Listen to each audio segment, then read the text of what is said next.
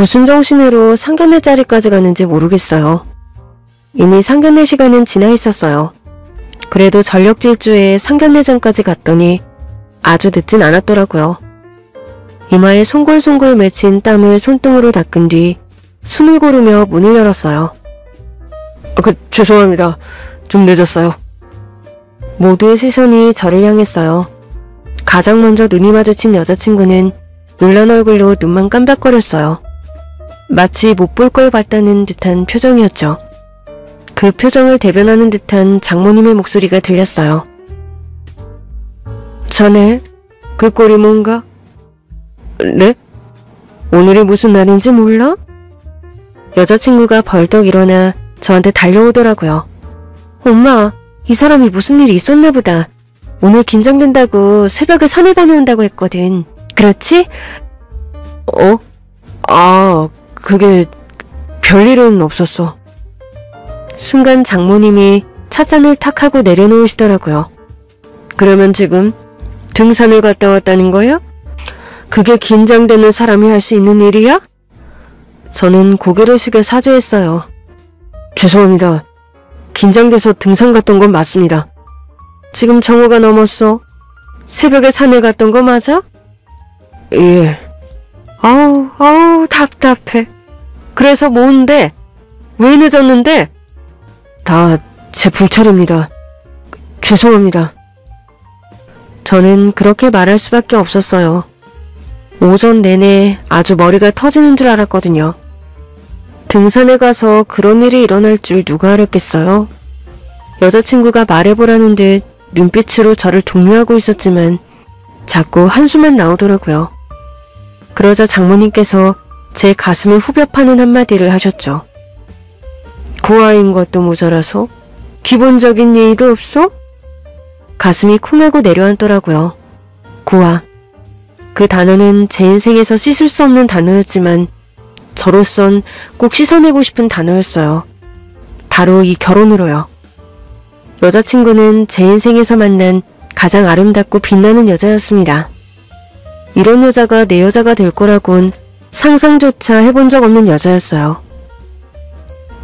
아버님은 의사시고 어머님은 변호사? 우리 아빠는 병원장, 엄마는 로펌 대표.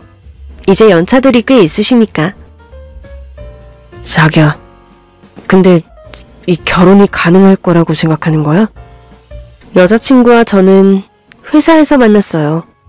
비록 고아이긴 했지만 일하면서 공부해서 대학도 졸업했고 덕분에 꽤 건실한 회사에 입사하게 됐죠. 여자친구는 회사 안에서도 인기가 꽤 많은 여자였습니다. 너무 예쁘지 않아? 뭐? 우리 입사 동기 쟤. 학교에서 만난 친구도 아니고. 야, 쟤가 뭐냐? 좀 그런가? 야, 어쨌든 예쁘지 않냐고. 왜 자꾸 말을 돌려? 동료의 지적은 정확했어요. 저는 계속 말을 돌리고 있었습니다. 솔직히 첫눈에 반한 여자였어요. 하지만 주변에 사람이 워낙 들끓는 여자라 제 차지가 될 거라고는 생각도 못했어요. 반면 여자친구는 자신에게 관심이 없는 제가 신경이 쓰였다고 하더라고요. 끝나고 뭐해요? 저요? 네, 둘이 얘기해본 적이 없는 것 같아서. 입사 동기 중에 존댓말하는 사람은 그쪽뿐이거든요. 순간 왜 오기가 생겼는지 모르겠어요. 동기면 꼭 말을 놔야 하나요? 놓는 게 좋지 않아요? 친밀하게 느껴지고. 모든 사람이랑 친하게 지내고 싶은가 봐요. 반종인가? 저도 모르게 가시가 돋친 말이 튀어나오고 말았어요. 사실은 그녀 주변의 모든 사람들을 질투하고 있었거든요. 그 마음이 저도 모르게 가시가 되어 튀어나왔던 거죠. 순간 아차 싶었지만 말은 이미 뱉은 후였어요. 예쁜 여자가 먼저 밖에서 보자고 말했는데 그걸 걷어차더니 평생 혼자 살겠구나 싶던 그때였죠. 동기가 끼어들더라고요. 얘가 원래 좀 딱딱해. 야, 그러지 말고 다 같이 볼까? 다 같이 친해질 겸. 그러나 여자친구의 시선은 저만을 향해 있었어요. 여자친구가 아무 대답도 하지 않자 동기가 민망해하면서 돌아가더라고요. 시선이 어찌나 따갑던지 차마 못 쳐다보겠더라고요. 가서 일해요. 끝나고 봐요. 우리 한잔합시다. 네? 시간이 없어도 그냥 내요. 대결합시다. 누가 더 오래 버티나. 이기는 사람이 소원 들어주기. 소원으로 영원히 모른 척 해달라고 하면 해줄게요. 결국 퇴근 후 우리는 마주 앉았고 둘 다 별다른 말도 없이 술잔을 앞에 놓고 그저 들이키기 시작했어요. 중간에는 이 사람 속이 걱정되더라고요. 안주라도 좀 시킬까요? 난 괜찮은데요? 나도 괜찮아요. 끝까지 자존심을 부리며 술잔만 들이키는데 점점 몽롱해지더라고요. 앞에 앉은 여자친구도 마찬가지인 것 같았어요. 그만 포기하지? 왜? 질 것 같냐? 둘 다 몸도 못 가눌 정도로 마셔놓고도 포기를 안 하던 그때였죠. 여자친구가 테이블 위로 쓰러지더라고요. 그 순간 어떻게 여자친구의 이마를 받친 건지 모르겠어요. 손으로 이마를 받치는 바람에 테이블 위로 손을 세게 부딪히긴 했지만 저도 모르게 웃음이 났어요.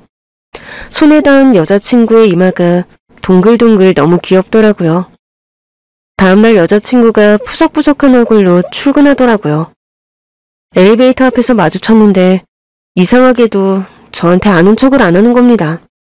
져서 민망해서 그런가 싶어서 지켜봤는데 저를 보다가도 눈이 마주칠 것 같으면 잽싸게 피하더라고요. 뭐야? 저놓고 소원 들어주기 싫어서 저러는 거야? 자존심이 상하는 치긴 했지만 저도 소원은 말해야겠더라고요. 그래서 다가갔죠. 점심 같이 먹죠? 왜요? 내 소원 들어줘야 하잖아요. 지금 들어주고 있잖아요. 네? 난 소원을 말한 적이 없는데? 내가 모른 척하고 있잖아요. 나랑 영영 모른 척하고 싶은 거 아니에요? 그래서 기어이 날 이긴 거잖아요. 그거 소원 아닌데? 그럼 뭔데? 일단 밥 먹으면서 얘기하죠. 최대한 태연하게 말은 했지만 제 소원을 착각하고는 입이 퉁퉁 불어있는 여자친구를 보는데 너무 사랑스러웠어요. 점심으로 같이 국밥을 먹으면서 얘기했어요. 반말할까? 내 소원. 뭐? 그러나 여자친구는 어이없다는 표정으로 저를 봤어요. 왜? 싫어? 반말은 그냥 하면 되는 건데 왜 소원으로 써? 아, 그러면 물러도 되는 건가? 무르고 다시 해. 그러면서 기대에 찬 눈으로 저를 보는데 무안했던 저는 결국 또 허무맹랑한 소리를 하고 말았어요. 국밥값 네가 내. 됐지? 그때 여자친구의 표정이 딱 상견례장에 등산복을 입고 온 저를 보는 표정이었어요. 물론 그날 국밥값은 제가 냈습니다. 여자친구가 카드를 사무실에 두고 왔다고 했거든요. 운이 좋았죠. 그 핑계로 여자친구가 밖에서 또 밥을 사주겠다고 했고 그게 우리 연애의 시작이 됐으니까요. 여자친구는 단 하루도 저를 지루하게 하는 여자가 아니었어요. 몇 년을 만났는데도 매일이 새로운 변화무쌍한 여자였죠. 처음에는 내가 감당하기 어려운 여자인가 했지만 그 여자가 없으니 사는 게 지루하더라고요. 중간에 그런 권태기로 한번 헤어질 뻔도 했지만 결국 제가 싹싹 빌었어요. 너 없으니까 사는 것 같지가 않아. 그랬더니 여자친구가 째려보면서 그러더라고요. 그럼 결혼해. 결혼? 응. 솔직히 거기서 제가 그런 대답을 한 줄은 저조차도 몰랐어요. 하자. 무조건 해. 그때까지만 해도 여자친구의 집안이 그렇게 대단한 집일 줄은 몰랐어요. 여자친구가 신입인데도 외제차에 명품만 들고 다닌다는 건 알고 있었어요. 그러나 본인을 꾸미는 것 외에는 꽤 소탈한 편이었거든요. 우리 둘 다 좋은 회사에 다니고 있었고 연봉도 괜찮으니까 저 정도 쓰는 건 조율해가며 감당할 수 있겠다고 생각하기도 했고요. 여자친구가 말이 안 통하는 사람도 아니었고 그래서 결혼 준비를 시작했는데 생각지도 못한 얘기를 듣게 된 거죠. 사실 그 얘기를 먼저 시작한 건 저였어요. 나 부모님이 안 계셔. 돌아가셨어? 그것도 몰라. 고아원에서 자랐거든. 여자친구가 화들짝 놀라더라고요. 어머, 왜 얘기 안 했어? 말하기가 좀... 그래도 결혼 준비하기 전에는 말해야 할 것 같아서. 이 얘기 듣고 자기가 선택을 바꾸고 싶을 수도 있잖아. 그게 무슨 소리야. 자기가 고아라서 내가 결혼을 안 하고 싶을 수도 있다고 생각하는 거야? 여자친구가 제 옆자리로 오더라고요. 내가 놀란 건 자기가 많이 외로웠을 것 같아서. 그러면서 꼭 안아주는 게 아니겠어요. 빨리 결혼하자고 하지. 내가 자기 가족이 돼줬을 텐데. 나 주제 자기처럼 예쁜 여자랑 결혼까지 하게 될 줄은 몰랐지. 우리가 뭐 달라? 같은 회사에 같은 연봉에. 그래도 나는 결핍이 있을 거야. 부모님 사랑을 못 받아서. 그래서 처음에 경계심이 좀 있어 보였구나? 그랬을지도. 괜찮아. 내가 이제 자기 아내고 내가 아이도 낳을 거니까? 뭐? 우리 둘 이상 낳자. 이제부터 자기는 절대 혼자 아니고 우리는 한 가족이야. 여자친구의 말에 이 여자가 정말 내 여자구나 싶어 감격하던 그때였어요. 문득 여자친구 집안에 대해 아는 게 없다는 생각이 들더라고요. 결혼 허락받으려면 인사부터 드려야겠지? 아무래도 걱정하지 마. 우리 엄마 아빠는 내 손 안에 있어. 내가 외동딸이잖아. 내 말은 다 들어줘. 내가 변호사도 싫고 의사도 싫다고 했더니 결국 너 하고 싶은 거 하라고 하시더라고. 부모님은 자기가 의사 변호사가 되길 바라셨어? 응. 우리 엄마가 변호사고 우리 아빠가 의사니까. 그 말을 너무 아무렇지 않게 하더라고요. 저로선 결혼을 원점에서 다시 생각해봐야 하지 않나 싶을 정도로 강렬한 사실이었어요. 차마 여자친구 부모님께 인사드릴 자신감도 사라지던 그때였죠. 자기, 나 똑바로 봐. 어? 자기는 내가 사랑하는 사람이야. 우리 결혼해. 그러니까 절대 쫄지 마. 여자친구는 사랑 많이 받고 자란 사람다운 자신감이 늘 꽉 차 있는 여자였어요. 두렵긴 했지만 여자친구도 저를 포기 안 한다는데 제가 뭐라고 겁먹고 도망을 치나 싶더라고요. 결국 여자친구 집에 인사까지 가게 됐는데 집에 들어간 순간 정말 깜짝 놀라고 말았습니다. 안녕하... 앞에 서 계신 장인 장모님께 인사를 드리려고 하는데 바로 뒤에 걸린 프레임카드가 보이더라고요. 아, 저거 자네 예비 신부가 자네 기죽지 말라고 걸어붙였어. 아, 우리 생일 때도 자주 하는 이벤트야. 자네 저 말괄량이를 어떻게 데리고 살려고 그래? 아주 골치 아플걸. 네? 아니요, 저는 정말 사랑스러운데요. 얼씨구, 하긴 우리 딸이 3년을 넘게 만났다길래 보통 순한 사람은 아닌가 보다 하긴 했어. 얘가 대학 때도 남자친구를 3달 이상 못 사귀던 애거든. 엄마, 여기서 대학 때 남친 얘기가 왜 나와? 신기하잖아. 매번 연애도 3달을 못하고 간두더니 결국 신랑감을 다 데리고 오고. 자기야, 다들 나 좋다고 쫓아다니던 사람들이었어. 진짜 가볍게 차 마시고 밥 먹고 그게 다야. 엄마 진짜 이럴 거야? 아군이야 적군이야. 갑자기 시작된 모녀의 입씨름에 살짝 당황했지만 그 덕에 엉겁결에 장인어른의 손에 붙들려서 안으로 들어가게 됐어요. 왜 신경 쓸 거 없어? 우리 집 여자들이 원래 좀 시끄러워. 처음 인사드리겠습니다. 저는 다 들었어. 늦으니까 밥이나 먹자고. 내 딸이 좋아해도 너무 좋아하던데 내가 뭐라고 하겠어. 그냥 철없는 우리 딸 잘 부탁한다. 그래야지. 우리 애가 뭐 하나 부족한 거 없이 자라서 전이 좀 없을 거야. 우리한테도 귀한 자식이라 그 뭘 혼내면서 가르치진 못했어. 저는 다 좋습니다. 뭐든 다 좋아요. 고맙네. 그렇게 말해줘서. 부모님이 안 계신다고? 네. 힘들었겠네. 그 한마디가 가슴을 울리더라고요. 장인어른께서는 제 손을 토닥여 주셨고 밥을 먹는 내내 신경 써주셨어요. 처음으로 가족의 품이라는 게 이런 거구나를 느낀 날이었죠. 물론 예비 장모님은 저를 아주 마땅찮아 하시는 것 같진 않았어요. 아니나 다를까 인사를 마치고 여자친구에게 물어보니 맞다고 하더라고요. 우리 엄마는 불만을 저렇게 표현하더라. 다 좋은데 왜 고하냐고. 그건 좀 걸린데. 그래도 앞에선 절대 티내지 말라고 아빠가 신신당부했어. 그래서 내 대학 때 남친 얘기를 꺼낸 거니까 나 오해하면 안 돼? 오해 안 해. 그리고 이해도 되고 내가 더 잘해야지. 우리 엄마한테 잘할 게 뭐 있어. 나한테 최고의 신랑인데? 그리고 며칠 뒤 장모님께 전화를 받았어요. 예, 장모님. 그래도 상견례는 해야 하지 않아?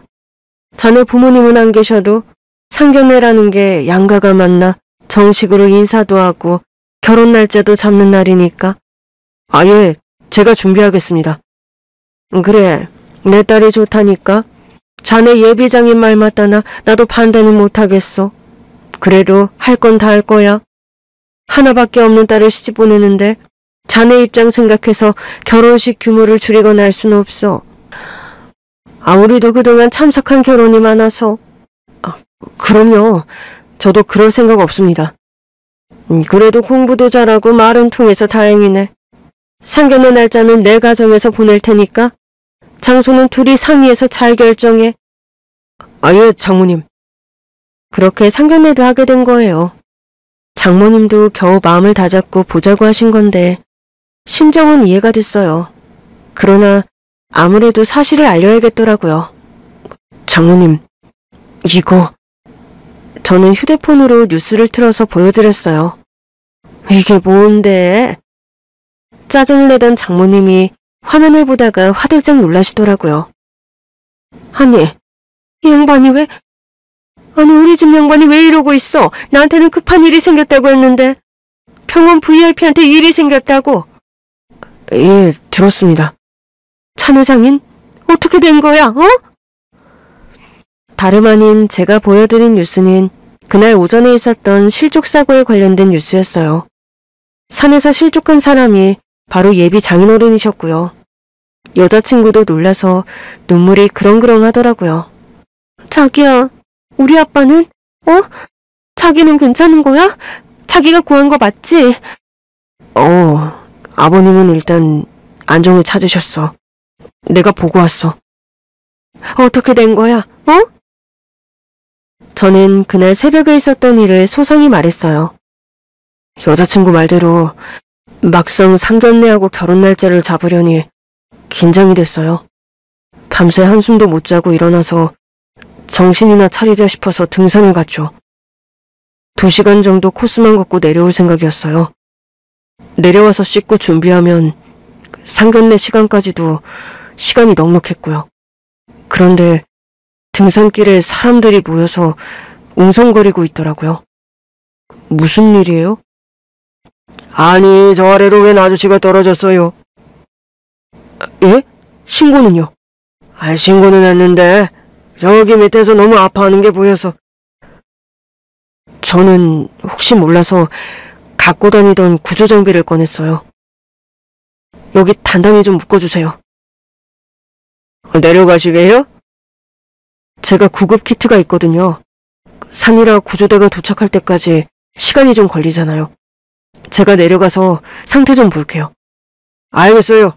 내가 꽉 잡고 있을 테니까 조심히 내려가세요.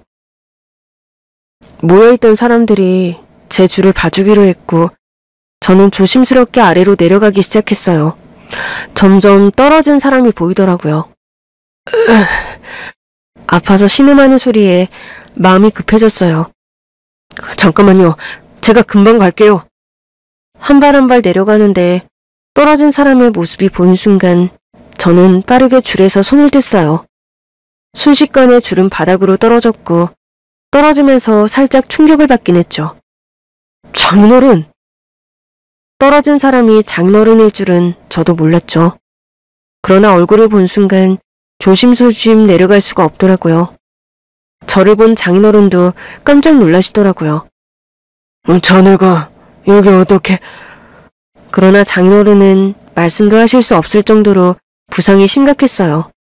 장인어른, 말씀하지 마세요. 제가 왔으니까 걱정하지 마시고요. 위험해. 얼른 올라가. 구조대가 올 거야. 제가 장인어른을 두고 어떻게 혼자 가요? 왜 내려왔어? 장인어른인 줄은 몰랐어요. 그런데도 내려왔다고? 보니까 나이가 좀 있는 분 같아서요. 아버님, 말씀하지 마세요. 아프시잖아요. 올라가. 위험해. 같이 갈 거예요. 떨어지면서 갈비뼈도 다치신 것 같더라고요. 다행히 생각보다 구조대가 빨리 오면서 바로 병원으로 이송할 수 있었어요. 저는 아버님 병원 이름을 댔어요. 그 병원 원장님이세요? 아, 그렇습니까? 바로 가죠. 병원에 도착하자마자 응급수술이 시작됐고 저는 등에 있는 배낭도 벗지 못한 채 수술실 앞에 서성였어요. 아버님께서 당부하셨거든요. 우리 집사람한테는 천천히. 그 사람 심장이 많이 안 좋아. 장모님이요? 선천적으로 심장병이 있어서 평생 관리하면서 살았어. 네, 알겠습니다. 명심할게요. 다행히 수술은 잘 끝났고 의식을 회복한 아버님이 휴대전화를 가리키시더라고요. 우리 집사람. 네, 걸까요? 전화를 걸어드렸더니 조금 전에 수술받은 티도 안 내고 그러셨어요. 여보, 어떡하지? 병원 VIP한테 일이 생겼어. 우리 병원 최대 투자자셔. 어머, 상견례장에 못 온다는 거야? 그래도 그렇지. 아무튼 알았어. 뭐 어쩔 수 없지. 이럴 땐 사돈이 없는 게 다행이네. 잘해줘. 그럼 뭐, 우리 딸이랑 결혼한다는데 못되게 굴어? 걱정하지 마. 늦게라도 올 수 있으면 와. 그래도 애들이 준비한 자리인데. 어려울 것 같은데. 가능하면 그럴게. 알았어. 근데 여보. 어? 목소리가 왜 그래? 어디 아픈 사람처럼. 내가? 아닌데. 그래? 알겠어. VIP 일 끝나면 연락 줘요. 그래. 장인어른께서 겨우 통화를 마치시더니 말씀하셨어요. 너무 섭섭하게 생각하지 마. 자네가 부모님 안 계신 얘기한 거 우리 딸이 제 엄마를 닮았어. 말을 걸러서 못해서 그렇지 정은 많은 사람이야.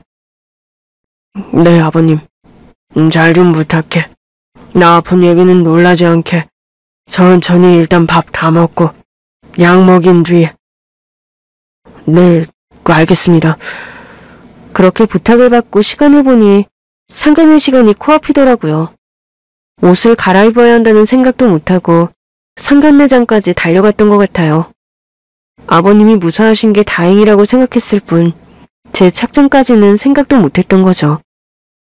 모든 이야기를 들은 장모님이 눈물을 흘리셨어요.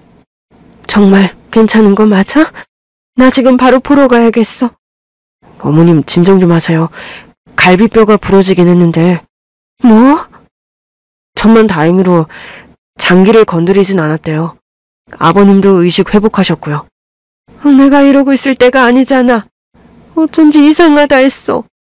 이렇게 중요한 일보다 VIP를 먼저 생각한 사람은 아닌데 병원장 되더니 마음에 여유가 없나 했지. 정말 오고 싶어 하셨어요. 수술 끝나고 의식 되찾자마자 전화기부터 달라고 하시더라고요. 어머님부터 안정시키려고 하셨어요. 그렇다고 거짓말을 해? 어쩐지 목소리가... 저는 되게 보기 좋던데요. 어머님 걱정을 정말 많이 하시더라고요. 내 걱정을? 왜? 어머님 심장 안 좋으시다고요. 어차피 평생 관리하며 사는 건데 뭘. 많이 아프실 텐데도 어머님 걱정부터 하시더라고요. 지금은 안정을 취하고 계세요. 안 되겠다. 가봐야겠어. 도대체 어떻게 산을 타며 실족을 해?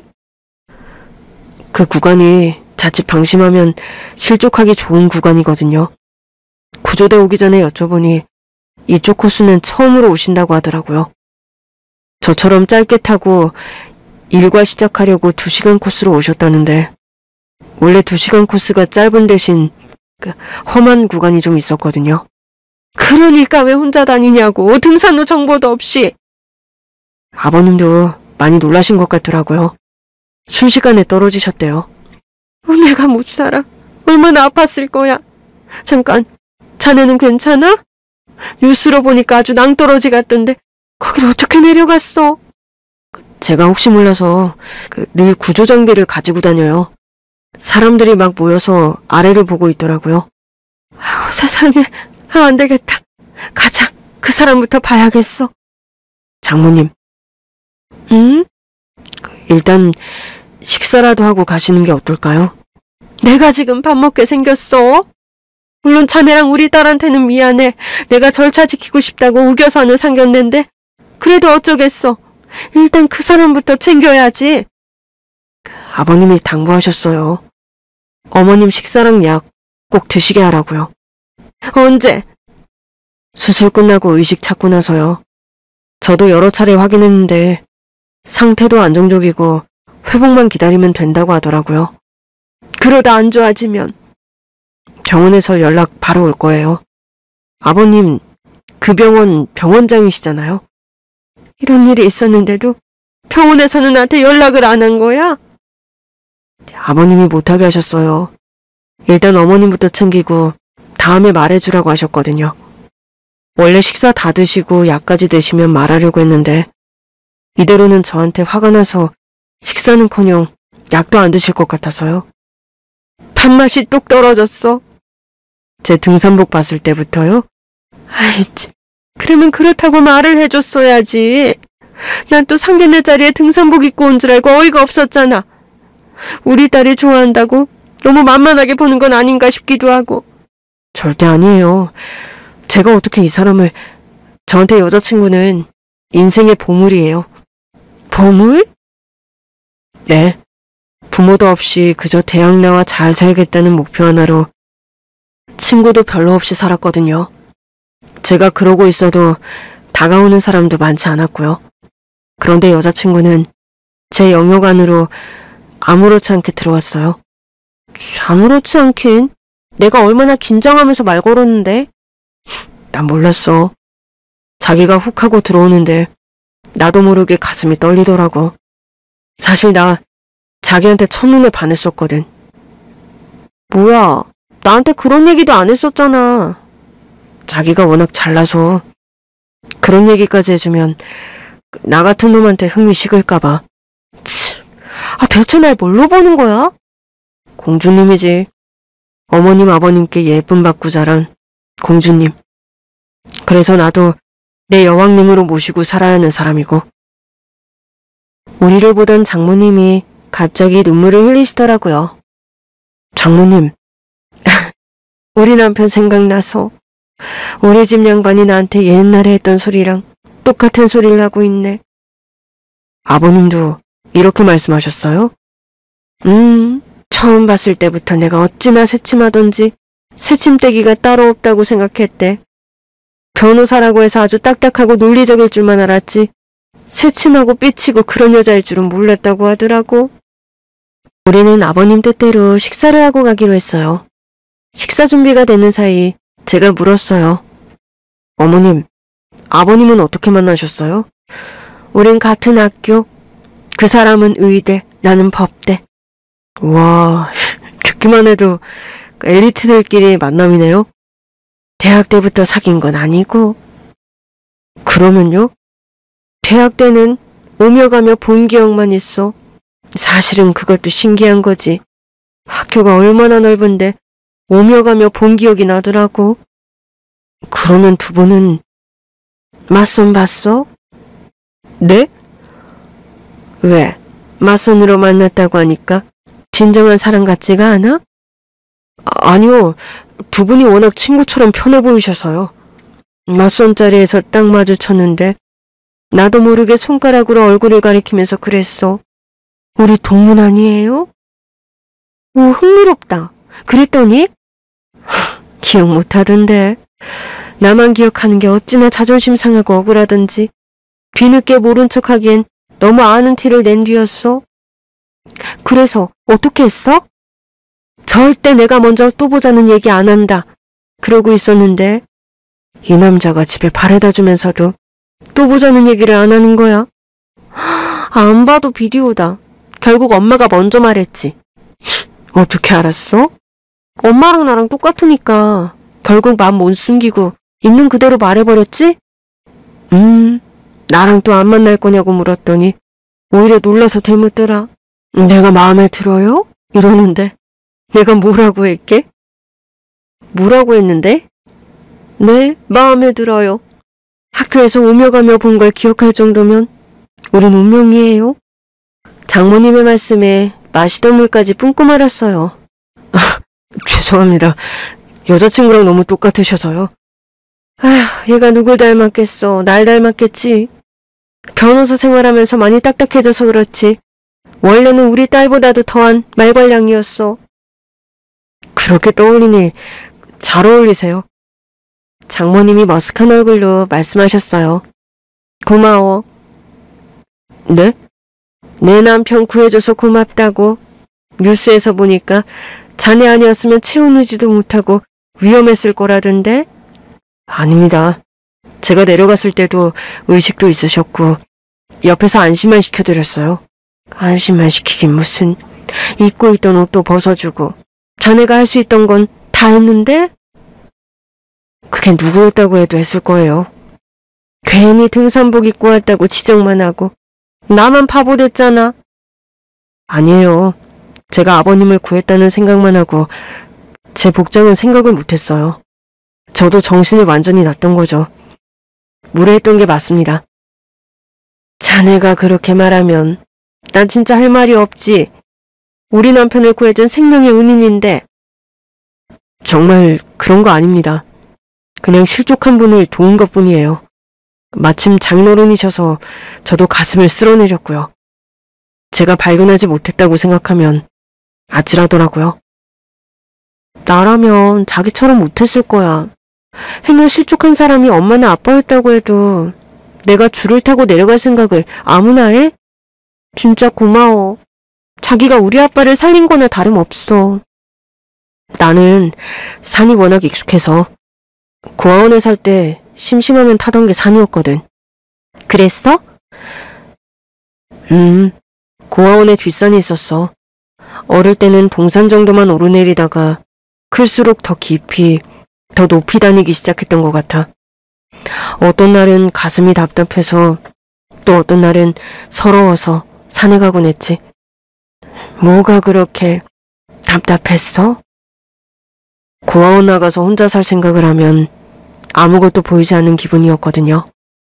학교 친구들은 부모님 지원으로 대학에 간다는데 저는 대학 가겠다는 말도 쉽게 할 수가 없었어요. 선생님께서도 제 진학 상담을 가장 마지막에 하시더라고요. 다른 애들한테는 어느 대학 갈 거냐고 물으셨다는데 저한테는 대학은 갈 수 있니? 하고 물으셨어요. 뭐라고 대답했어? 가고 싶은데 당장은 못 갈 수도 있다고요. 그러면 대학은 바로 가진 못한 거야? 아니요. 졸업하자마자 바로 갔습니다. 어? 이 사람 공부 엄청 잘했더라고. 장학금 받고 대학 갔대. 그러면서 왜 당장 못 갈 수도 있다고 생각했어? 혼자서 벌어서 먹고 살아야 하는데 대학은 사치가 아닌가 싶더라고요. 대학에 합격할 건 알고 있었어요. 다만 전액 장학금이 나올 줄은 몰랐죠. 행여 나온다고 해도 돈을 벌어야 하는 건 아닌가 고민도 있었고요. 또 아니에요. 3일 탄 또 다른 이유까지는 차마 말 못하겠더라고요. 혼란스러웠겠네. 네, 고아원 원장님이 학비 대주시겠다고 대학 갈 생각하라고도 격려해 주셨는데 도움받을 생각은 하고 싶지 않았어요. 자립하면 고아원 쪽으론 머리도 두고 안 잔다고 생각했거든요. 고아원에서 무슨 일이 있었어? 아니요. 그냥 철이 없었던 거죠. 저를 키워준 곳이지만 두 번 다시 돌아보고 싶지 않은 곳이라고 생각했어요. 그래서 고아원 쪽으론 고개도 안 돌리고 살았는데 얼마 전에 다녀왔어요. 고아원에? 네, 먹을 것 잔뜩 사들고 갔더니 원장님이 웃으면서 맞아주시더라고요. 왜? 결혼 앞두고 심란했나? 그래도 저를 키워준 곳이 있어서 감사하다는 생각이 들더라고요. 고아라는 게 자랑은 아니어도 적어도 이상한 부모 밑에서 자라지도 않았잖아요. 어떻게 보면 저는 결혼과 함께 모든 걸 다 새로 시작할 수 있는 거잖아요. 이 사람이랑 같이 살면서 일단 좋은 남편부터 하고 그 다음에는 좋은 아빠도 할 수 있지 않을까 싶었어요. 그렇게 생각하다 보니 고아원도 고맙더라고요. 지금의 내가 있게 해준 곳이고 뭐 그렇게 척지고 살았나 싶었고요. 이제 내가 원하는 취업 목표도 이뤘고 결혼도 할 거니까 찾아가 보고 싶다는 생각이 들었어요. 갔더니 어땠어? 감회가 새롭더라고. 그새 나이가 지긋하게 되신 원장님을 보는 것도 묘했고 결혼한다고 했더니 눈물을 보이셨어. 정말? 나도 깜짝 놀랐어. 원장님이 나를 그렇게까지 생각해 주시는 줄은 몰랐으니까. 자네한테 장학금도 주겠다고 하셨다며? 그러니까요. 제가 그 깊은 속을 몰랐더라고요. 그러면서 저한테 요즘도 산타냐고 물으시는데 진짜 놀랐어요. 그것도 다 알고 계셨구나 싶어서요. 저는 전혀 모르시는 줄 알았거든요. 저 말고도 돌봐야 할 아이들이 많았으니까요. 이제 장가도 가는데 위험한 산은 타지 말라고 하시더라고요. 장모님이 식사하시다 말고 손뼉까지 치며 공감하셨어요. 아, 원장님이 말씀 잘하셨네. 이제 자네도 혼자가 아니니까 조심해야 해. 내가 생각할수록 열받아서 정말 내가 못 살지 못 살아. 자네 장인한테 등산 좀 적당히 다니라고 그렇게 말했건만 사실은 내가 자네 등산복 보고 화가 난 게 다 자네 장인 때문이야. 예전에도 등산 갔다가 다친 적이 있거든. 그때 이후로 한동안 안 가더니 또 가기 시작하더라고. 그때 놀란 가슴이 아직도 지금도 벌렁거려. 자네가 등산복을 입고 들어오는데 진짜 그 기억까지 떠오르면서 우라같이 미는 거 있지? 내가 미안해. 내가 말이 심했지? 제가 부족한 사윗감인 건 알아요. 아니야. 그런 거 아닌데 딸이 하나라 그런지 내가 괜히 심술이 나서 그랬어. 그래도 며느리 사랑은 시아버지라는데 그건 좀 아쉬워서. 물론 시어머니가 안 계신 건 저 철딱서니한테는 차라리 잘 된 걸 수도 있지만 아무튼 미안. 내가 미안해. 이런 말도 실례지? 아니요. 저도 여자친구랑 결혼을 결심한 이후로 여자친구한테 시어머니가 없는 건 꽤 잘된 일이 아닌가 하고 생각했습니다. 순간 장모님이 웃음을 터뜨리셨어요. 뭐? 진심으로요. 아니, 이게 무슨 대화야? 내가 어른들한테 얼마나 잘하는데. 결국 우리는 한바탕 웃었고 장인어른의 뜻대로 장모님은 식사도 하시고 약까지 드셨어요. 나 이제 다 했으니까 우리 집 양반한테 가도 되지? 네, 같이 가요. 저는 두 여자를 모시고 병원으로 향했고 VIP 병실에 있는 장인어른을 뵈러 갔어요. 마침 일어나 계시더라고요. 아, 여보! 장모님은 냅다 달려가 장인어른을 끌어안고 우셨어요. 내가 못 살아. 내 등산 좀 그만 가라고 했어, 안 했어? 아, 여보. 근데 그렇게 끌어안으면 내 갈비뼈가. 어머, 아유, 맞다. 어떡해. 의사 다시 부를까? 하여튼 은혜가 당신 때문에 웃는다 웃어. 예전에도 나 등산 갔다가 다리 다쳤을 때 당신이 자다가 깔아뭉개서 덧났던 거 기억나? 아유, 참. 사위 보는 앞에서 망신스럽게. 그래도 갈비뼈는 괜찮은 것 같아. 걱정하지 마. 뼈도 안 붙는 나이 어쩔 거야. 어쩔 수 없이 당분간 당신 껌딱지로 살아야지 뭐. 누가 껌딱지하게 해준대. 미안해. 놀랐지? 심장은 괜찮아? 아직 내 걱정할 때야. 내 심장이야 평생 관리해온 거고. 그렇다고 사위한테 거짓말을 하라고 하면 어떡해? 우리 사이도 시간 못 맞춰갔겠던데. 넌 뭐라고 한 건 아니지?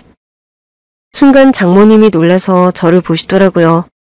저는 괜찮다는 의미로 고개를 끄덕였어요. 장모님도 알겠다는 듯 고개를 끄덕이시더라고요. 그럼 내가 뭐 그렇게 마음이 좁은 사람인가? 순간 여자친구가 웃음을 터뜨리더라고요. 너 왜 웃어? 아니야. 근데 엄마, 지금 곧 도둑이 재발 저린 것 같으니까 진정해. 야! 왜? 너 뭐라고 했어? 다 나 때문이었어. 그래서 늦은 거야. 그 자네 많이 혼났나? 아닙니다. 전혀요. 근데 우리 딸 반응이 왜 그래? 그냥 장난치는 거예요. 그렇지? 아빠. 우리 엄마는 아무 말도 하지 않았어. 여자친구도 장모님께 내심 섭섭했는지 장난은 쳤지만 곧 장인어른부터 안심시켰어요. 다행이네. 그 다들 뉴스도 봤지? 봤지. 근데 뭐 그게 자랑이야? 나는 자랑 아니지만 우리 사위는 자랑스럽잖아. 지금껏 등산하면서 나는 누굴 구해본 적이 없거든. 근데 우리 사위는 그냥 자기 가방에서 줄을 딱 꺼내서 사람을 구했다는 거 아니야? 좋아. 구한 사람이 당신 자신인데도? 나도 아까는 사위 걱정에 일단 먼저 올라가라고 했는데 생각해보니 사위 없었으면 절대 못 견뎠을 것 같아. 그 통증이 말도 못하게 심했거든. 지금은 좀 어떠세요? 괜찮아.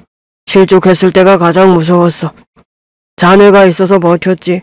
그 잠들면 안 된다고 계속 옆에서 말도 걸어주고. 그때 들은 산 이야기가 참 인상적이었는데 말이야. 기억이 나세요? 나지. 마음이 복잡할 때도 산에 갔지만 이름도 얼굴도 모르는 엄마가 보고 싶을 때마다 산에 올라갔다며. 네, 맞아요. 오늘 아침에 산에 오른 것도 그래서 했어? 상견례 하려고 하니 그 이름도 얼굴도 모르는 부모님이 생각났던 건가? 수술실로 들어가는데 번뜩 그 생각이 나더라고. 수술하러 가시면서 제 생각을 하신 거네요. 생명의 은인이잖아. 부모도 없이 상견례 자리에 나올 자네 마음은 생각을 못했던 것 같아서 말이야. 나는 그저 하루라도 빨리 자네를 우리 가족으로 드리고 싶은 마음이라 기쁘기만 했거든.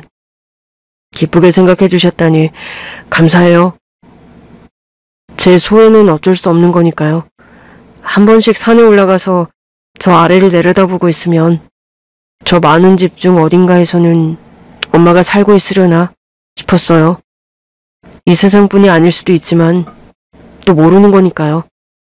그렇다면 왜 나는 안 데리고 사나 그런 생각이 들면 해가 지는 줄도 모르고 울기만 했어요.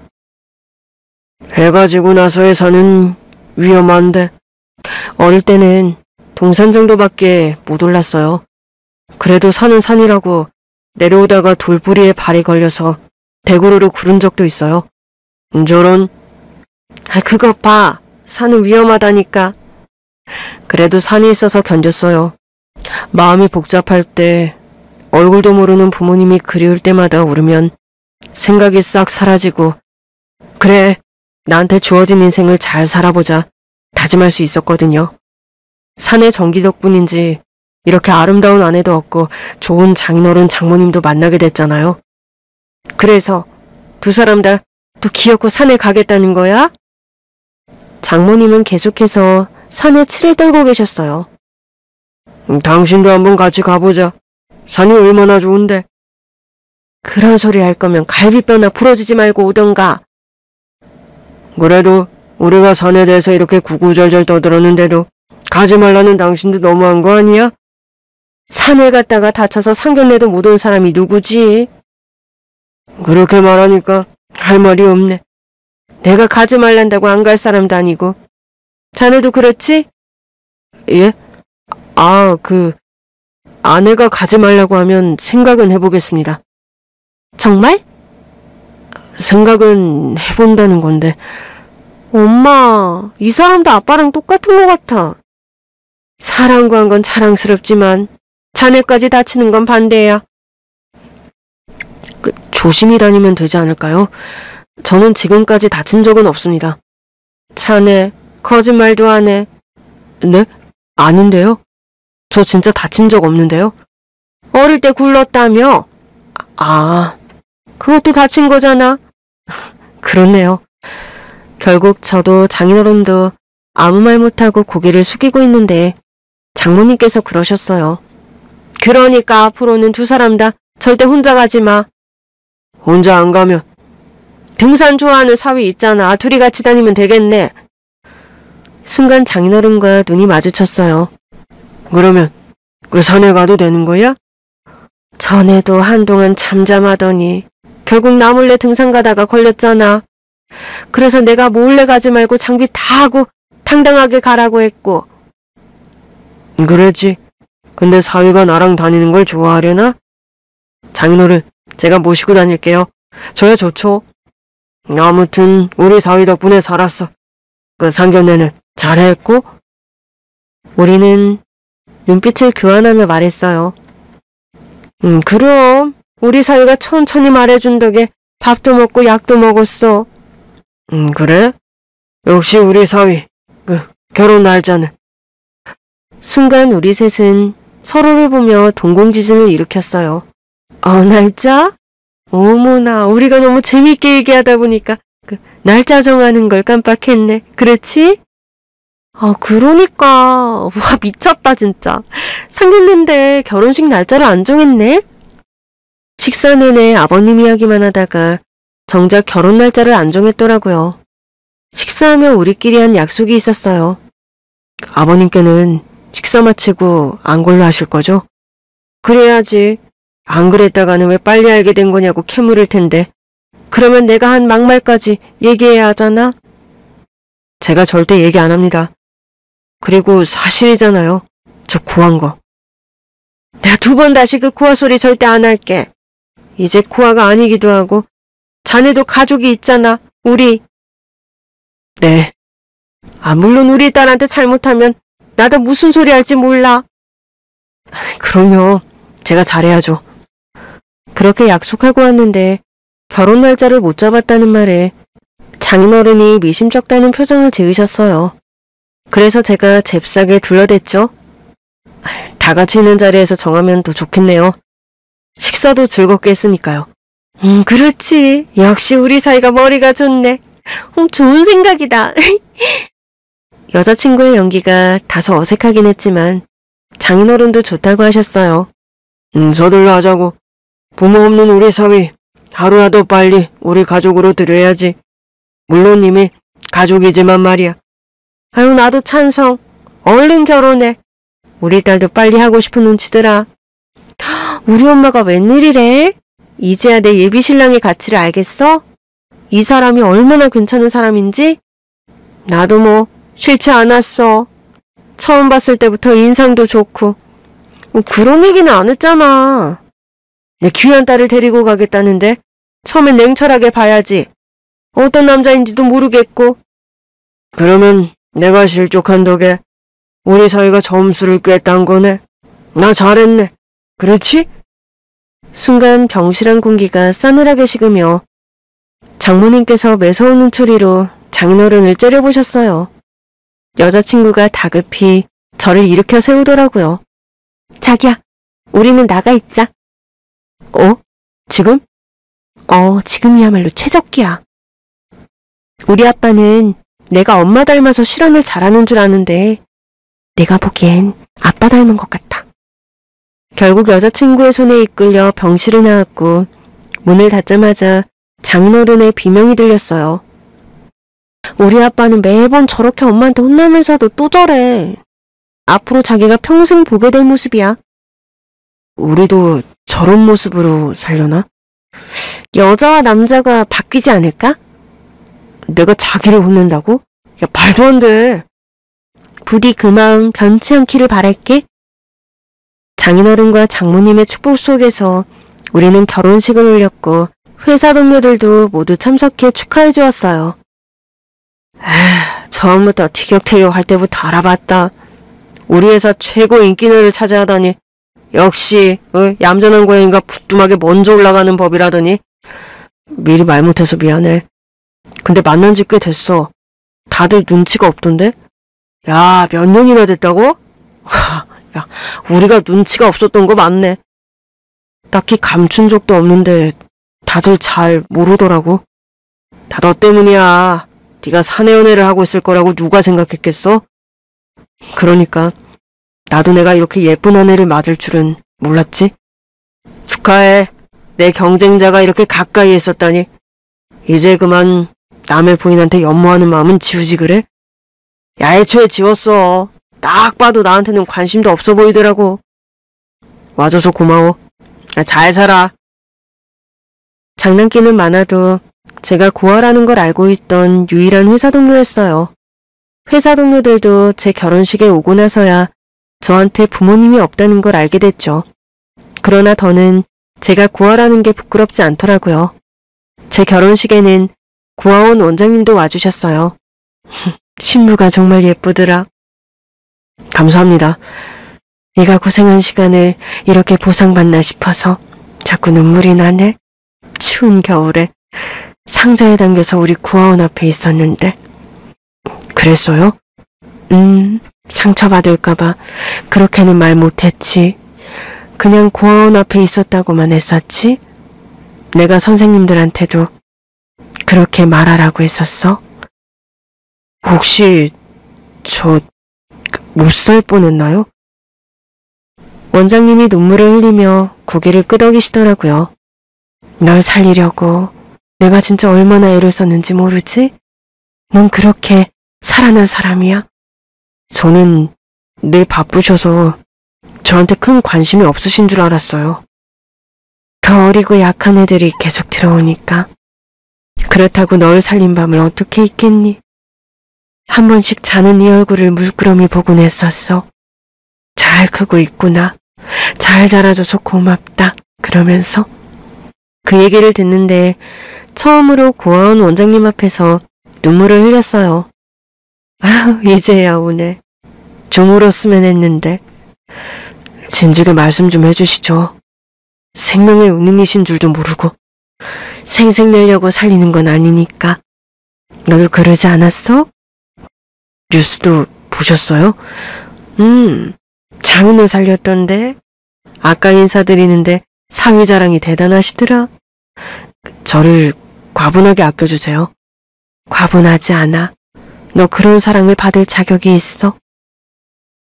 결국 신랑 입장 전에 고아원 원장님 때문에 한바탕 울고 눈코가 빨개져서는 버진로드에 섰어요. 덕분에 결혼식 끝나고 직장에 돌아가 놀림도 많이 받았죠. 지금은 결혼하고 아내와 행복하게 지내고 있어요. 시간이 될 때마다 아내와 제가 잘한 고아원 봉사도 가는데 한 번씩 장모님, 장인어른도 함께 가십니다. 저를 잘 키워준 곳이 고맙다면서 뭐라도 더 해주고 싶어 하시네요. 슬픔도 기쁨도 같이 나누면서 살아가는 것. 이런 게 가족의 마음이라는 걸 배워가고 있습니다.